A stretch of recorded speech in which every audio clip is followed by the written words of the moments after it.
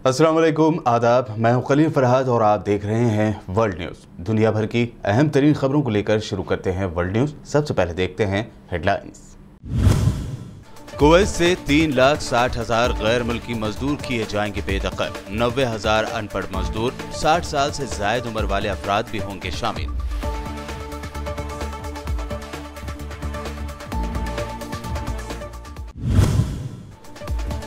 UAE के शहरियों को मुल्क वापस होने की मिली इजाजत। 4 दिन पहले कोरोना टेस्ट नेगेटिव आने की रिपोर्ट करना होगी पेश।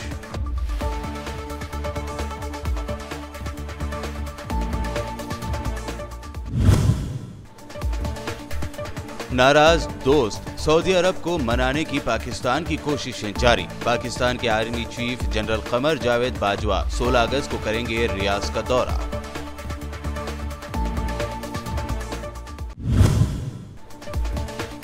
ईमानदार टैक्स भरने वालों की हौसला अफजाई के लिए नए प्लेटफॉर्म की शुरुआत। पीएम मोदी ने किया इनॉग्रेशन, मुल्क को किया वक्फ।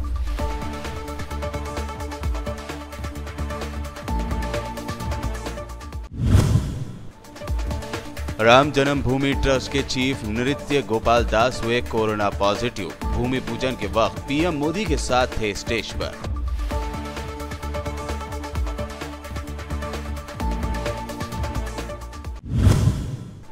कोरोना के इलाज के नाम पर भारी फीस वसूल करने वाले अस्पतालों के खिलाफ क्यों नहीं की गई कार्रवाई।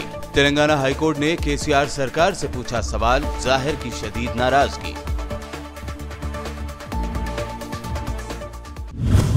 और अब पेश है खबरों की तफसील। कुवैत से 3,60,000 गैर मुल्की मजदूरों को उनके आबाई ममालिक में भेजने के मंसूबे पर गौर किया जा रहा है।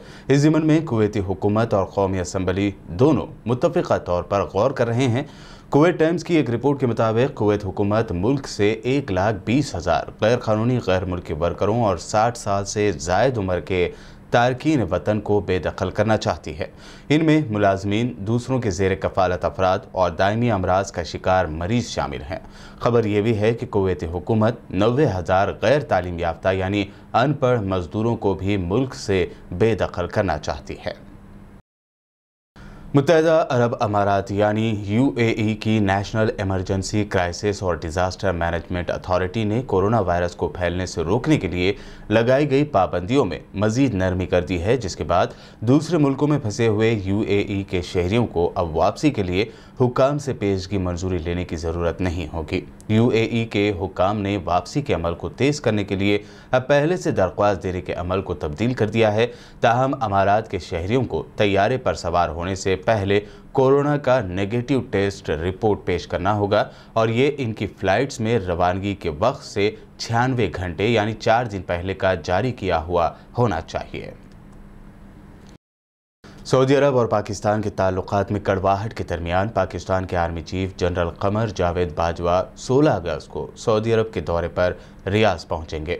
उनके इस दौरे का मकसद सऊदी अरब की नाराज़गी को दूर करने की सिफारती कोशिश है। पाकिस्तान के देरीना और रिवायती दोस्त सऊदी अरब पाकिस्तान की तरफ से की गई उस तनकीद से सख्त नाराज़ है जिसमें इस्लामाबाद हुकूमत ने कहा था कि सऊदी अरब कश्मीर के इलाकाई तनाज़े के हल के सिलसिले में कुछ नहीं कर रहा।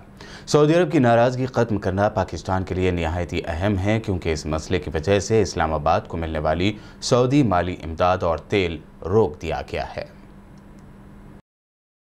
क़ादिम हरमैन व शरीफैन शाह सलमान बिन अब्दुल-अज़ीज़ आल सऊद तबूक सूबे के सरहदी इलाके न्यूम पहुँच गए हैं।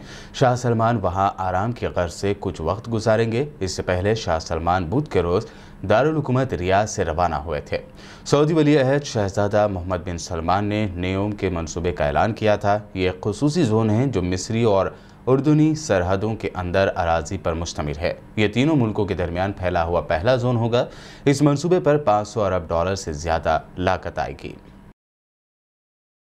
इसराइल ने फिर एक बार गजा पर हमला किया है। इसराइली फ़ौज के मुताबिक जुमेरात की सुबह गजा पट्टी में हमास के अस्करियत पसंदों के मकामात पर हमला किया गया। इसराइल के मुताबिक यह हमला फ़लस्तीनी इलाके से बारूद से भरे गुब्बारों की इसराइली इलाकों में लॉन्चिंग के जवाब में किया गया है।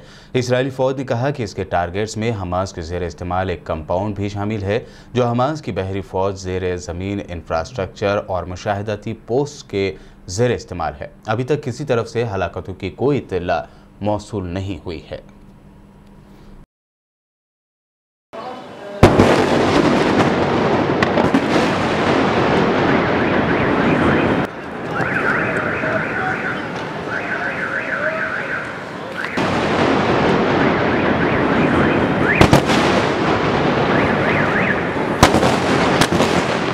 सूडान के शुमाल मशरक़ी शहर पोर्ट सूडान में क़बायली तशद्दुद में हलाक होने वालों की तादाद 25 हो गई है, जबकि 87 अफराद ज़ख्मी हो गए हैं।